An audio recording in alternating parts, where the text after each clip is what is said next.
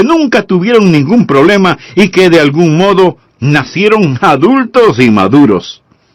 Le diré que José provenía de una familia disfuncional. Su padre Jacob era un estafador por naturaleza.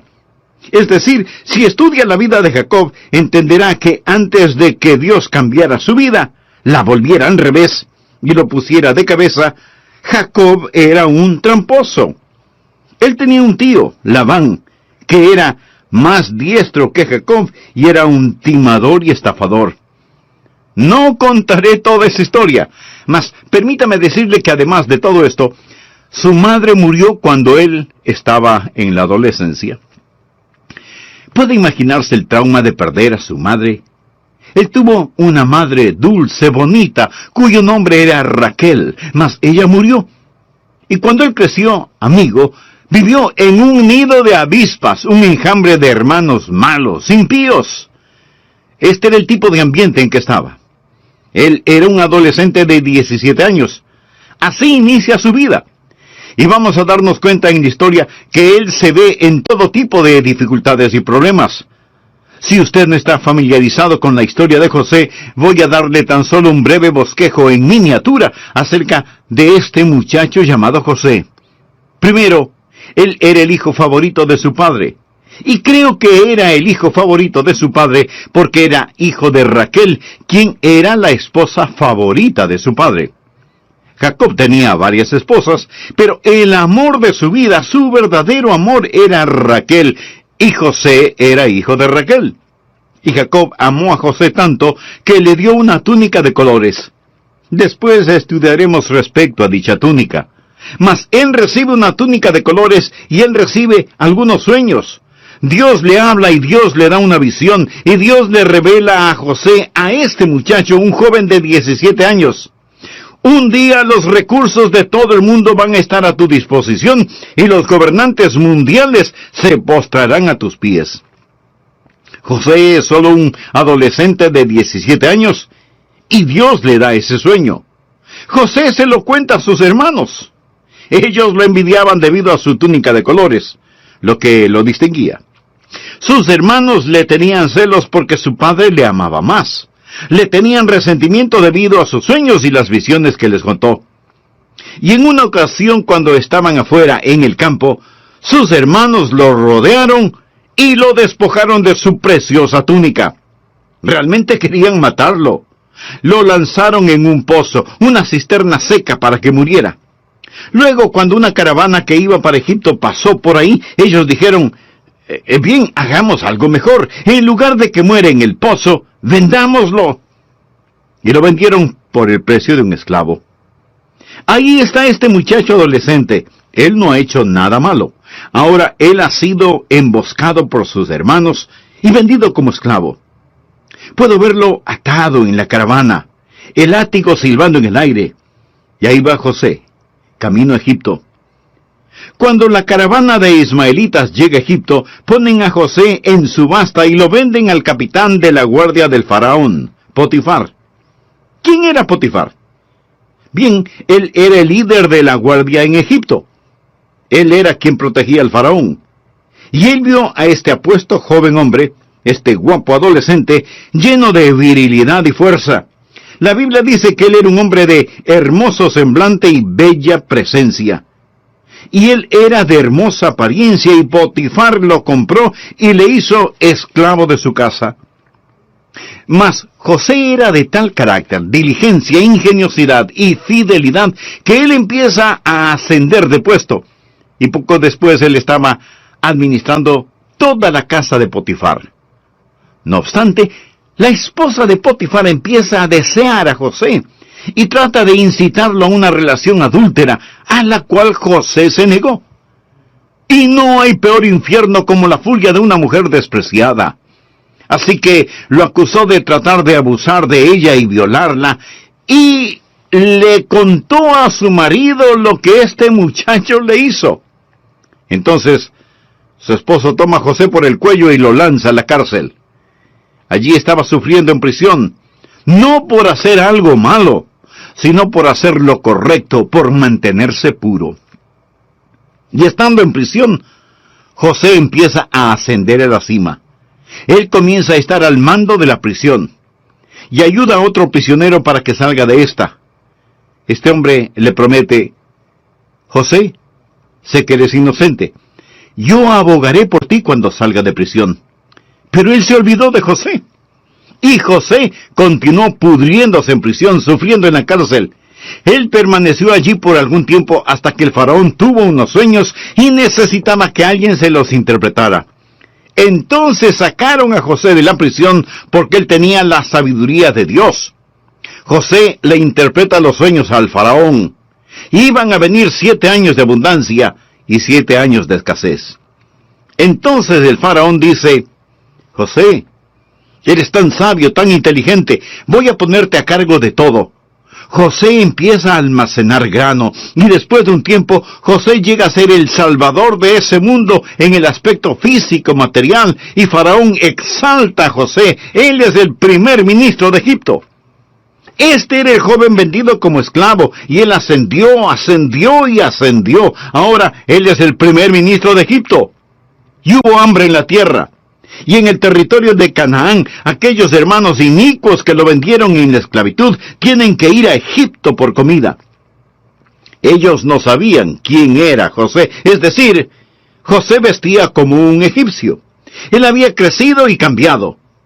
Mas ellos vinieron y tuvieron que comparecer ante José y pedirle granos. La historia es tan interesante, mas no puedo entrar en detalles porque no nos alcanza el tiempo. Finalmente, José se revela a sus hermanos y los perdona. Trae a su padre, el anciano Jacob, desde Canaán hasta Egipto. Es una historia gloriosa, es una de las mejores historias jamás escritas. No es ficción, es un hecho, es verdad. Dicha historia está llena de verdades bíblicas. Existe un tema principal. Bien, miremoslo ahora. Sírvase buscar Génesis capítulo 39 por un momento y leamos por favor los versículos 2 y 3. Note lo que dice Génesis 39, versículo 2. Mas Jehová estaba con José, y fue varón próspero con él. ¿Lo ve usted? Observe el capítulo 39, versículo 21. Pero Jehová estaba con José, y le extendió su misericordia, y le dio gracia a los ojos del jefe de la cárcel. Ahora leamos por favor el capítulo 39, versículo 33. No necesitaba atender el jefe de la cárcel cosa alguna de las que estaban al cuidado de José, porque Jehová estaba con José, y lo que él hacía, Jehová lo prosperaba. Me fascina eso. Jehová estaba con José. Jehová estaba con José. No importa lo que pasó. Aquí estaba un hombre que estaba practicando la presencia de Dios. Bien, ¿le gustaría eso? ¿Le gustaría prosperar? Hablo de tener verdadera prosperidad. Esta no es necesariamente riquezas. La prosperidad es la realización progresiva de la voluntad de Dios para su vida. ¿Le gustaría prosperar? Permítame darle 4 principios. Pasemos al capítulo 37, por favor. Primer principio. Exprese su distinción dada por Dios. Cuando Dios lo salvó, Dios lo hizo diferente. Y José expresó su diferencia dada por Dios. Lea los primeros 4 versículos. Habitó Jacob en la tierra donde había morado su padre, en la tierra de Canaán. Esta es la historia de la familia de Jacob. José, siendo de edad de 17 años, apacentaba las ovejas con sus hermanos, y el joven estaba con los hijos de Bila y con los hijos de Silpa, mujeres de su padre, e informaba José a su padre la mala fama de ellos. Ahora bien, eso no significa que él era un chismoso, significa que decía la verdad. Llamaba a Israel a José más que a todos sus hijos, porque lo había tenido en su vejez, y le hizo una túnica de diversos colores. Y viendo sus hermanos que su padre lo amaba más que a todos sus hermanos, le aborrecían, y no podían hablarle pacíficamente. Por favor, anótelo claro y en mayúscula. José era distinto y José era diferente, y la túnica de diversos colores que vestía era una marca de su distinción. A José se le dio la primogenitura, que era tanto espiritual como material, es decir, él era distinto debido a su nobleza. La túnica de diversos colores y mangas largas era una marca de nobleza. Ahora, ¿qué es lo que eso me dice a mí hoy en día? ¿Qué es lo que eso le dice a usted? Amigo, quiero decirle que nosotros pertenecemos a la nobleza en el Señor Jesucristo. ¿Sabe quién le está predicando este mismo momento? Una persona de la realeza, de sangre azul, rey y príncipe. Usted me dirá, pastor, está siendo arrogante. No puedo evitarlo, rey y príncipe. Si usted no quiere llamarme pastor, llámeme príncipe Adrián. Escúcheme, amigo, Dios nos ha hecho un reinado de sacerdotes. Somos somos una generación escogida, y la Biblia nos llama gente peculiar, somos diferentes. Y al mundo le disgusta nuestra nobleza en el Señor Jesucristo, y el mundo siempre quiere exprimirnos en su molde. Ya lo dijo el apóstol Pablo en Romanos 12:2. No os conforméis a este siglo. José era diferente. Sus hermanos lo odiaban. Él no se amoldó al mundo. Puedo oír a sus malvados hermanos decir, oye, José, eres una gallina. Vamos, tómate este trago. José, inhala este polvito.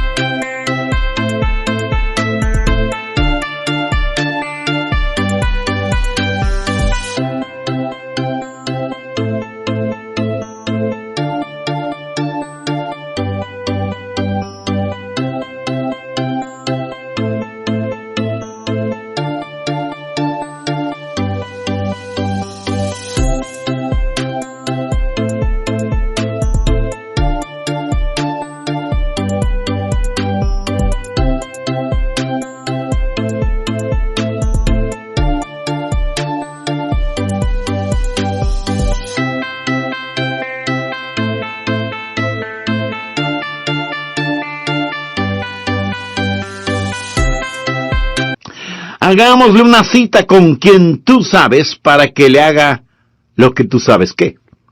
Y constantemente trataban que José se comportara como ellos, pero él no lo hizo.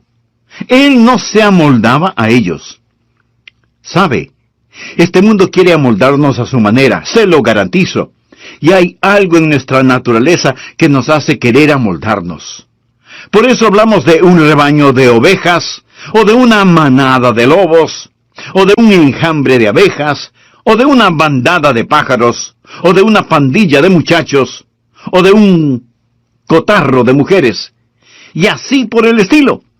Todos queremos ser parte, queremos ser moldeados, y lo más importante, la más importante religión en estos días es el culto a la conformidad. El pecado más notorio es el ser diferente. Sin embargo, algunas veces es muy extraño que alguien rompa el molde y se salga del grupo y sea diferente. Por ejemplo, hay un jovencito que en vez de ponerse la gorra con la visera hacia el frente, se la pone con la visera hacia atrás. Y por un tiempo, tal vez los otros jóvenes se burlan de él. Pero pronto, todos están poniéndose las gorras con la visera hacia atrás, sin que importe que una gorra sirve para proteger los ojos de la luz solar, no para proteger el pescuezo. Y lo mismo sucede con la ropa, sea que la usen como una segunda piel o como enormes fundas. ¿Por qué proceden así? No es que quieran ser diferentes, es que quieren conformarse, parecerse a los demás. Basta que uno de ellos se ponga un anillo en la nariz, o en la oreja, o en el ombligo, o en la lengua, y todos querrán conformarse, o sea, ser como los demás. Leí que algunos científicos están estudiando por qué los peces nadan siempre en grupo. ¿Sabe lo que los científicos han hecho? A un pez, mediante una cirugía, le hicieron una lobotomía para quitarle el cerebro. Pero el pez podía seguir nadando. Lo que le quitaron fue el instinto de pertenecer al grupo, al cardumen. Así que el pez operado ya no seguía a los demás, nadaba solo. Pero permítame decirle lo que sucedió. Los demás peces empezaron a seguirle, en verdad. Ahí estaba ese pez sin cerebro y el resto de peces le seguían. Para que entienda la aplicación práctica de esta analogía, vaya y vea el comportamiento de los estudiantes en escuelas y colegios. Volvamos a nuestra historia bíblica. Ahí está José. Él rehúsa ser amoldado. Él es diferente. Y quiero decirle, amigo, que un hijo de Dios es diferente. Lo que creemos empieza en una fuente diferente, sigue un curso diferente y concluye en forma diferente. Somos personas nacidas 2 veces en un mundo de gente nacida una sola vez y vamos a estar contra la corriente la mayor parte del tiempo. Y usted debe sobresalir como un diamante en una mina de oro. Nosotros somos especiales, somos distintos. ¿Le gustaría tener la presencia de Dios en su vida? Bien, permítame decirle, exhiba su distinción, su diferencia. Número 2, explore sus sueños dados por Dios. Por favor, observe el versículo 5. Y soñó José un sueño, y lo contó a sus hermanos. Y ellos llegaron a aborrecerle más todavía. Y él les dijo, oíd ahora este sueño que he soñado. He aquí que atábamos manojos en medio del campo, y he aquí que mi manojo se levantaba y estaba derecho, y que vuestros manojos estaban alrededor y se inclinaban al mío. Le respondieron sus hermanos, ¿reinarás tú sobre nosotros, o señorearás sobre nosotros? Y le aborrecieron aún más a causa de sus sueños y sus palabras. Ahí estaba un hombre que tenía un sueño dado por Dios. Él es tan solo un adolescente, mas Dios pone un sueño en su corazón. La juventud es un tiempo no para amoldarse a este mundo, sino para soñar. Permita que Dios ponga un sueño en su corazón. Amigo, antes de finalizar este programa, deseo pedirle que deje que Dios haga realidad en usted el regalo de la salvación. No malgaste su vida viviendo una religión acerca de Dios. Viva una relación con Dios. Y si usted nunca ha dado ese paso de fe, le invito a orar conmigo de la siguiente manera. Querido Dios, quiero vivir la realidad de tu presencia en mi vida. Señor Jesús, te pido perdón por mis pecados y te agradezco lo que hiciste por mí en la cruz del Calvario. Gracias por poner tu propia vida para redimirme. Ahora con profunda y sincera fe, te recibo en mi corazón y en mi vida como mi salvador. La presencia de Dios. Y estamos tomando como ejemplo la vida de José en el Antiguo Testamento. Para resumir lo que ya hemos estudiado, permítame preguntarle, ¿le gustaría prosperar? Hablo de tener verdadera prosperidad, y no necesariamente eso significa ser rico. La verdadera prosperidad es la realización progresiva de la voluntad de Dios en nuestras vidas. Así que, ¿le gustaría prosperar? Permítame darle 4 principios. Primer principio, exprese su distinción dada por Dios. Segundo principio, explore sus sueños dados por Dios. Yo era un poco más joven que José cuando Dios me llamó al ministerio. Estaba en el colegio, y mi pastor me dijo que Dios tenía un plan para la vida de cada persona. Y yo quería saber cuál era el plan de Dios para mi vida. Y le dije al Señor, Señor, yo no sé qué es lo que tú quieres que yo haga, pero lo que quiera que sea, quiero que me muestres tu voluntad. Y lo que quiera que sea, quiero hacerlo. Ahora, Dios le habló a José por medio de un sueño. Dios le puede hablar a usted en alguna otra forma. Pero el punto es el siguiente. Dios tiene un plan para su vida. ¿Quiere usted conocer cuál es el plan de Dios para su vida? ¿Realmente quisiera saberlo? Recuerde, José tuvo una visión, tuvo una pequeña indicación, pero Dios no le dio el mapa completo. Creo que José se hubiera perturbado si Dios le hubiera dicho acerca del pozo y de la prisión y las acusaciones falsas y todo eso. Pero él tuvo un sueño. Él tuvo algo a lo que podía aspirar. Romanos 12, 1 y 2 es, para todos los que vivimos en este lado del Calvario, una maravillosa fórmula para los sueños dados por Dios. Leamos esos versículos. Así que, hermanos, os ruego por las misericordias de Dios que presentéis vuestros cuerpos en sacrificio vivo, santo, agradable a Dios, que es vuestro culto racional. No os conforméis a este siglo. Ahora, por favor, note el orden. Sino transformaos por medio de la renovación de vuestro entendimiento, para que comprobéis cuál sea la buena voluntad de Dios, agradable y perfecta. ¿Quiere conocer la voluntad de Dios? Ahí está. Esa es la fórmula. Presentación más transformación equivale a realización. Presentación. Usted se presenta voluntariamente a Dios. ¿Ha hecho eso? Quiero decir, realmente lo ha hecho. Se ha presentado ante Él diciendo, aquí estoy, Señor. La mayoría de las personas nunca han hecho eso. Mucha gente dice, si yo hiciera eso, ¿quién sabe en dónde voy a parar? A lo mejor como misionero en alguna parte de Bongo Bongo. Y por eso usted no quiere presentarse voluntariamente a Dios. Amigo, preséntese a Él. Firme el contrato, entrégueselo a Él y deje que Él termine de llenarlo. No tenga temor de hacerlo así, porque cuando usted se presenta voluntariamente a Él, será transformado. No os conforméis a este siglo, sino transformaos. La palabra transformar proviene del griego metamorfosis. O sea, usted experimentará una divina metamorfosis. ¿Qué significa metamorfosis? Meta quiere decir cambio, y morfosis significa forma. Metamorfosis quiere decir entonces un cambio de forma.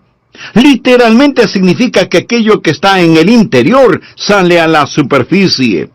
Por ejemplo, la oruga se mete en el capullo y de ahí sale como una mariposa. La naturaleza interna de la oruga es ser una hermosa mariposa. Jesús en el monte de la transfiguración fue transfigurado de acuerdo al relato bíblico. Es la misma palabra, metamorfosis. Jesús pasó por una metamorfosis.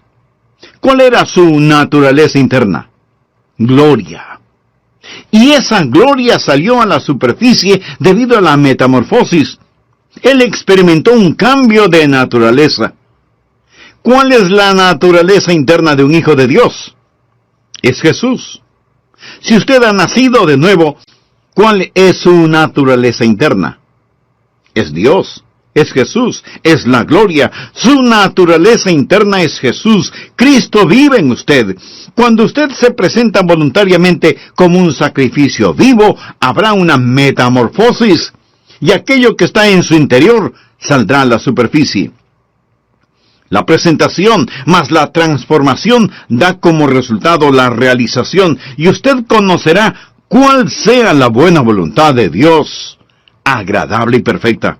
Amigo, escúcheme. Usted no encuentra la voluntad de Dios. La voluntad de Dios lo encuentra a usted. Mantenga su corazón puro delante de Dios. Preséntese voluntariamente a Él. Deje que la gloria de Jesús sea visible en usted. Usted tiene la mente de Cristo. Sigue esa corriente y descubrirá que Dios le está guiando. Recuerde, Dios no le dio a José un mapa detallado, sino que le dio un sueño, una visión. Ahora usted no le dice a Dios, Dios, muéstrame qué es lo que quieres que haga y pensaré si lo quiero hacer. No, Señor. Mas asegúrese que sea Dios quien habla. Cuando menciono los sueños, no estoy hablando de ambición carnal. No estoy diciéndole que Dios ha prometido llevar a cabo sus fantasías. Estoy hablando de un sueño dado por Dios. Dios tiene un sueño para usted. Y Dios desea que soñemos, no en sueños, sino sueños dados por Él. El libro de Joel dice en el capítulo 2, versículo 28, y después de esto derramaré mi espíritu sobre toda carne, y profetizarán vuestros hijos y vuestras hijas. Vuestros ancianos soñarán sueños, y vuestros jóvenes verán visiones.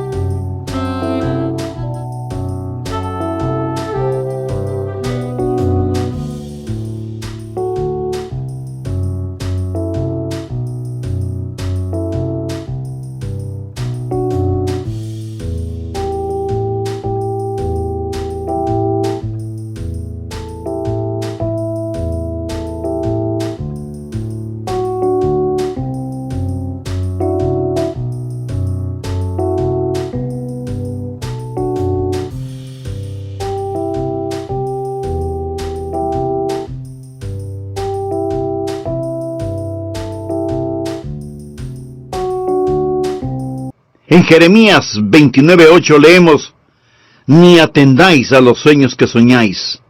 ¿Por qué? Porque Dios tiene un mejor sueño para usted. Y Jeremías 29:11 dice, porque yo sé los pensamientos que tengo acerca de vosotros, dice Jehová, pensamientos de paz y no de mal, para daros el fin que esperáis. Dios tiene un sueño para usted, y Dios quiere que soñemos sueños. No en sueños, sino sueños dados por Dios. La Biblia dice en Joel 2:29, y también sobre los siervos y sobre las siervas derramaré mi espíritu en aquellos días. ¿Qué está diciendo?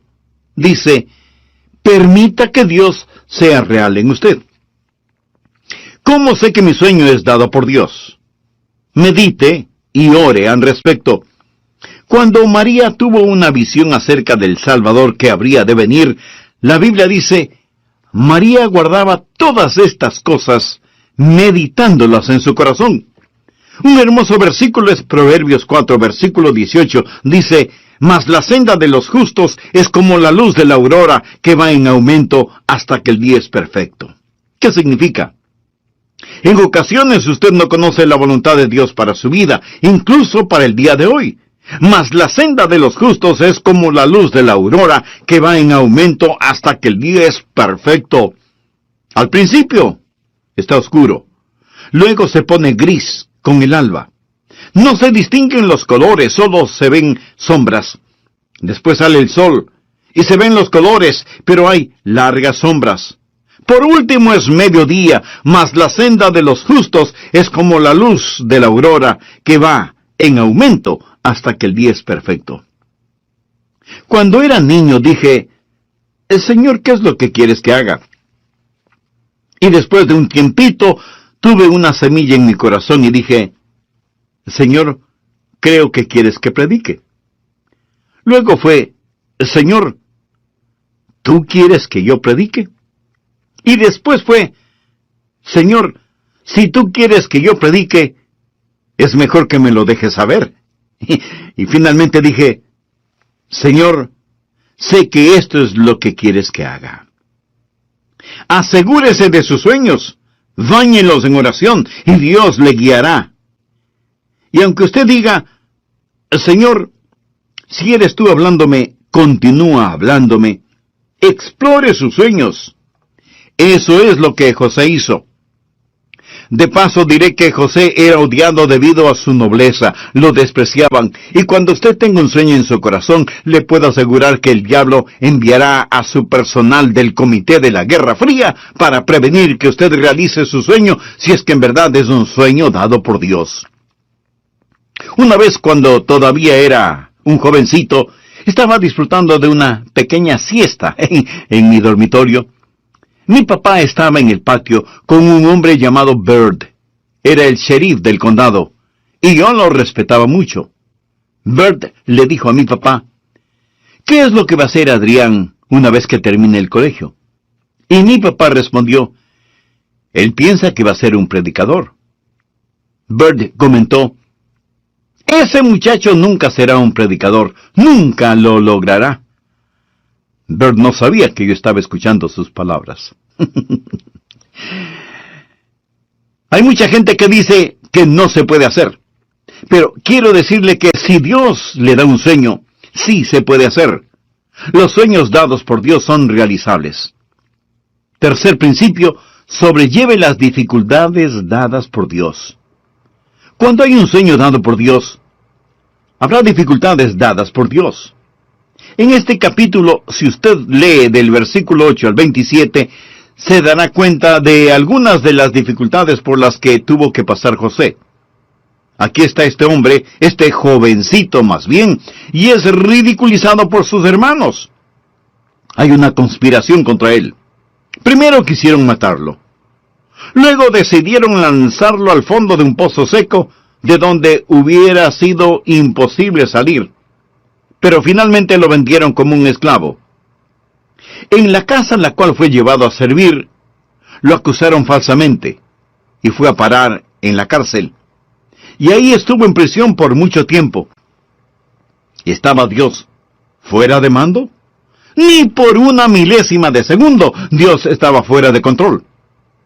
Cuando todo había pasado, por favor, anótelo al margen. Génesis capítulo 50, versículo 20.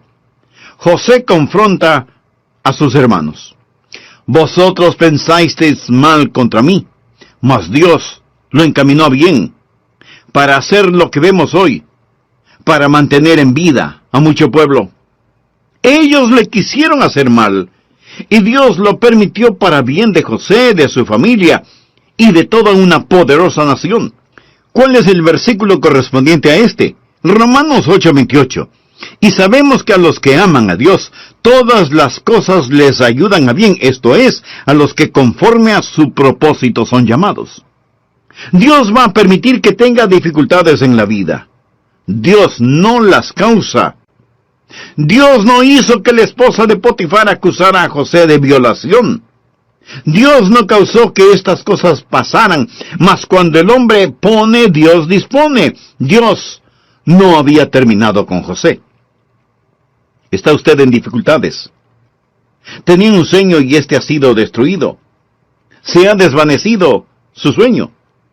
Eso no significa que Dios ha dejado de tratar con usted. Es decir, si usted está en una situación imposible, conozco por lo menos a un hermano que está en este tipo de circunstancias. Dios le dio un sueño y en este momento el sueño yace en fragmentos.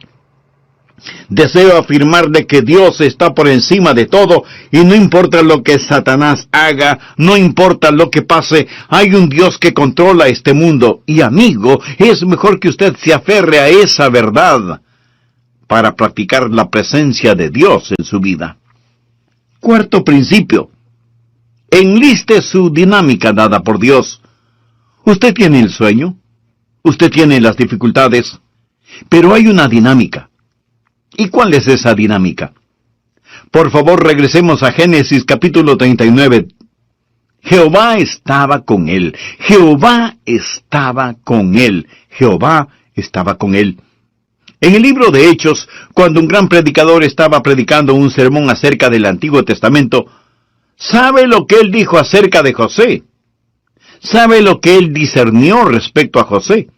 Anótelo en el margen. Hechos capítulo 7, versículo 9, dice esto: los patriarcas, movidos por envidia, vendieron a José. Los patriarcas eran sus hermanos. Ellos los llamaban patriarcas. Vendieron a José para Egipto, pero, escuche, pero Dios estaba con él.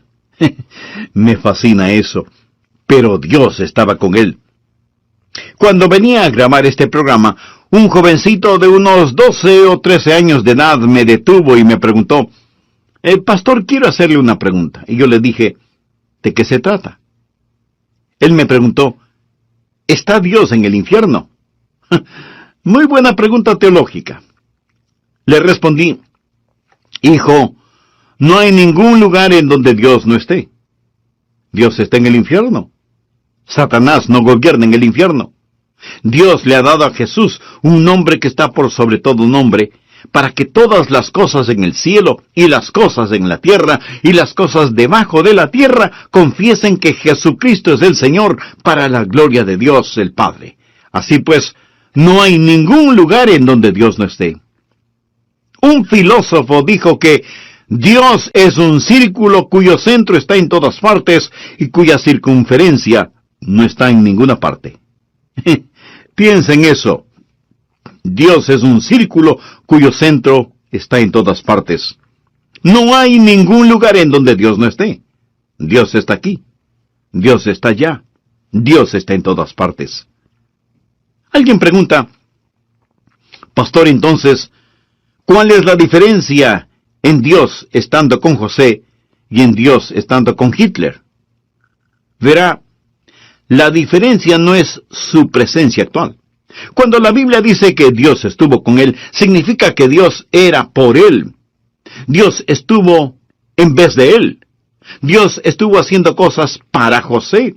Dios estuvo con él en tiempos de persecución. Dios estuvo con él en tiempos de responsabilidad. Dios estuvo con él en tiempos de tentación, como lo veremos más tarde. Dios estuvo con él en tiempos de difamación y sufrimiento. Dios estuvo con él y Dios estuvo con José cuando murió. ¿Sabe lo que yo más quiero? Quiero a Dios conmigo. Yo quiero que haya algo acerca de Adrian Rogers que no se puede explicar aparte del hecho de que Dios está conmigo. Pero Dios no lo permita que me olvide o que nos olvidemos de ser gratos con Él, porque todo es por su gracia. Él está con nosotros. Yo no quiero que Dios quite su mano de mi vida, ni de nuestras vidas. Tendremos pesares, enfermedades. Sabía que mi esposa y yo perdimos un bebecito. Un bebecito que murió en el Día de la Madre. Una de esas muertes de cuna. El Día de la Madre. Acababa de predicar acerca de las glorias de un hogar cristiano. Esa tarde del domingo salimos de Fort Pierce, en West Palm Beach, en la Florida. Aproximadamente 60 millas para estar con la familia. La pequeña iglesia llamó a otro pastor. La casa pastoral estaba contigua a la iglesia. Era una pequeña casita blanca.